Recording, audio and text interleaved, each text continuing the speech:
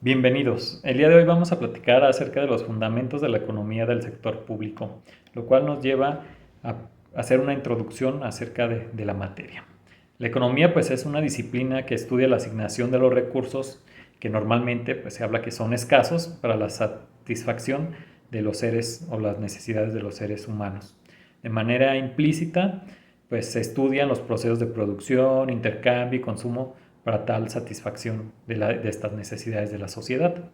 El objetivo del análisis económico es, por lo tanto, combinar eficientemente recursos naturales, capital, mano de obra y tecnología, pues para maximizar los beneficios o utilidades y minimizar precisamente lo que son los costos en la misma economía. Los agentes que participan en la economía pues puede ser desde el sector público como el sector privado. Se trata de agentes económicos que tienen objetivos, mecanismos de intervención, formas de organización y orígenes de presupuestos diferentes. Como un punto de referencia básico, debe considerarse que los privados pues buscan maximizar sus utilidades, ¿no? Es por eso que hacen la creación precisamente de empresas. Mientras que en el sector público pues es maximizar, pero los beneficios sociales o el bienestar social.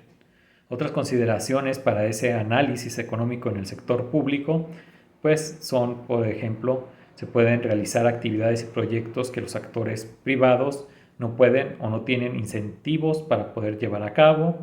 También lo que son las decisiones emanadas desde la autoridad política, el permitir el uso de la coacción como principio adicional y diferenciador del mercado para administrar los recursos, influir en el sector privado mediante reglamentos, impuestos y subsidios, tomar las decisiones económicas con objeto de fiscalización, son algunas de las cosas que sirven para el análisis de la economía pública. En términos generales, pues se abordan 4 temas fundamentales desde la economía pública, que son las funciones del gobierno dentro de la economía, que están relacionadas con la asignación precisamente de los recursos, la distribución, ingreso y estabilización de las economías en su conjunto. La segunda sería las consecuencias económicas del gasto público, considerando principalmente programas públicos de subsidios directos o indirectos. La tercera son los procesos de elección pública, los cuales retoman métodos matemáticos y herramientas económicas para analizar los procesos público-políticos de la toma de decisiones. Y la última pues son los impuestos, que componen en el que se analiza cuál es la función económica de los impuestos, capacidad tributaria de los individuos, maximización de la capacitación y capacidad tributaria del Estado, el impacto de los impuestos en la economía en su conjunto, así como algunos temas de recaudación y gasto en contextos del federalismo político. Dentro de lo que viene siendo la eficiencia económica y las fallas del mercado, en los países occidentales el grado de intervención del Estado se explica en buena medida por 2 hechos históricos. Por un lado, la gran depreciación de 1929, que es iniciada en los Estados Unidos, que demostró que la economía de amplia liberación de mercados y con gobiernos con intervención mínima no tenían la capacidad para generar empleos y sostener financieramente la economía. Tras la crisis fueron implementadas importantes intervenciones públicas como el funcionamiento de programas de seguridad social, subsidios a sectores agrícolas, regulación de mercados financieros, entre otros, ¿no? Tal rectoría del Estado en la economía continuó hasta la década de los 80, marcada por otro hecho histórico, la llamada crisis del petróleo, que resultó en que era necesario el achicamiento del aparato gubernamental y por lo tanto en su capacidad de intervención en la economía. Recordemos entonces que los modelos económicos, algunos precisamente ven cuando debe estar la intervención de los medios de producción a través del Estado o se los dejan al particular o privado, ¿no? En la economía del bienestar tienen como base los modelos de oferta y demanda, hace referencia a la economía normativa, el del deber ser, que implica la maximización del bienestar, que es medido en términos de utilidades de la sociedad en su conjunto. Cuando las utilidades son óptimas, la economía se encuentra en equilibrio y en condiciones de eficacia en el sentido del modelo de Pareto. Es posible que algún individuo incremente su bienestar sin perjudicar a alguien más, sin embargo existen algunos supuestos teóricos ampliamente debatidos en la literatura que deben cumplirse para que la economía pueda ser eficiente. Algunos de ellos son que los productos y los factores de producción son perfectamente homogéneos y sustituibles. Otra es la libre movilidad de compradores y vendedores, de tal manera que no hay restricciones gubernamentales. Otra, que no hay barreras de entrada y salida de los mercados. Y la otra podría ser que ningún agente económico posee información privilegiada o diferente a otras, ¿no? Sin embargo, aún y con estas restricciones o con esta normativa, existen fallas en el mercado, como alguna es la externalidad o las externalidades, que es donde un agente económico realiza una actividad que influye en el bienestar del otro, pero ni una de las partes paga ni la otra recibe una compensación por tal efecto.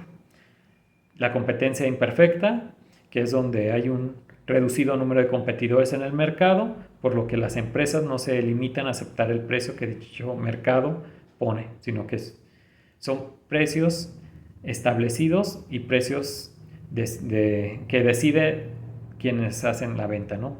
Es el caso de estructuras de mercado como el monopolio, el monosomnio, la competencia monopolística y el oligopolio.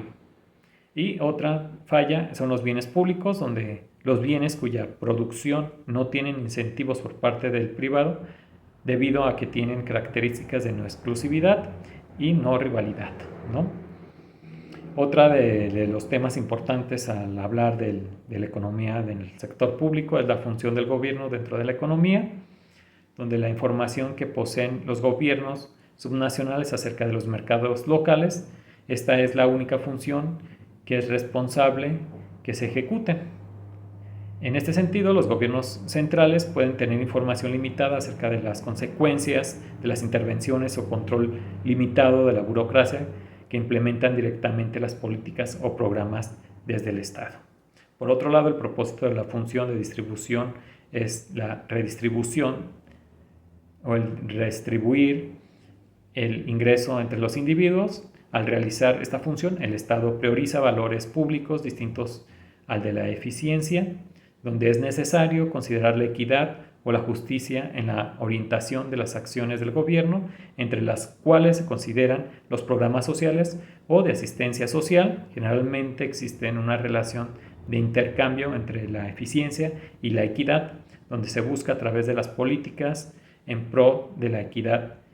A menudo implica un costo en términos de pérdida de eficiencia y equidad, ¿no?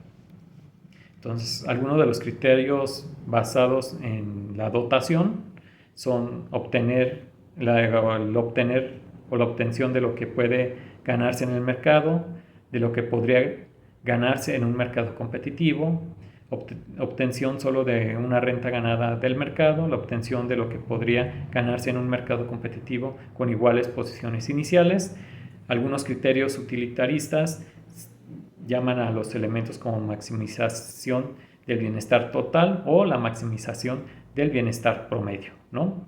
Algunos criterios desde la parte de igualitarios es la igualación del bienestar o la maximización del bienestar del grupo social con ingresos más bajos o la obtención de la equidad categórica, ¿no? Otro tema es la regulación económica, que busca influir en las decisiones económicas de los privados a fin de alinearlas con los intereses de la sociedad. Para los fines de regulación económica, esos intereses estarán definidos en términos de la maximización del bienestar o de utilidades, que hablábamos que es lo que busca el sector privado. Algunos objetivos de la regulación económica es también la disminución de precios de productos o servicios, donde el incremento en la producción de productos o servicios deseables para la sociedad, ¿no? Incentivar la inversión privada en ciertos sectores, inversión en ciencia, desarrollo de tecnología e innovación. La alineación de intereses privados respecto a los sociales es formalizada en normas, reglamentos y contratos emitidos por agencias reguladoras cuyo principal objetivo es atender las fallas del mercado. Y también, pues, la otra es la política de regulación que vislumbra dos importantes desafíos. Por un lado, el diseño de instrumentos que mantengan a los privados en situaciones de sostenibilidad financiera, y por el otro, logra que la política regulatoria sea implementada exitosamente en los organismos públicos reguladores, los cuales enfrentan disfunciones burocráticas propias de la administración pública, además de que pueden carecer de la fortaleza institucional o las atribuciones necesarias para sancionar o modificar algunas conductas económicas de los privados. Hasta aquí estaríamos abarcando los fundamentos de la economía en el sector público. Saludos.